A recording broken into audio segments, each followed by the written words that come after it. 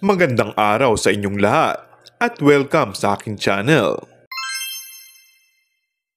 Mukhang hindi apektado ang kapuso actor na si Alden Richards sa mga iniintriga sa kanila ni Catherine Bernardo. Tinutokso siya sa naging sweet moments nila ng ex ni Daniel Padilla sa birthday celebration nito. What you see is what you get, ang naging sagot niya sa naging panunukso sa kanya. Ikinuwento nga niya na invited siya sa birthday celebration nito at nag-enjoy siya sa naging experience roon at kita naman daw ang saya ngayon ng aktres. Hindi naman daw naputol ang pagkakaibigan nila matapos nilang magtambal sa pelikulang Hello Love Goodbye, kaya makikita pa rin ang closest nilang dalawa ngayon.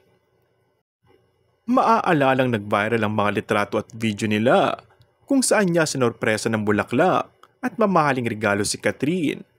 At doon na nagsimulang mag-react ang netizens. Ayon kay Alden, ay hindi naman daw kasi lahat ay kailangang ipamalita sa social media. May mga personal na bagay na mas magandang panatiling personal na lamang.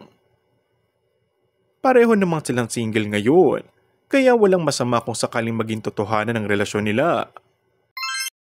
And that's all for our today's video. Kung bago ka lang sa aking channel ay mag-subscribe at pindutin na rin ang notification bell. Maraming salamat!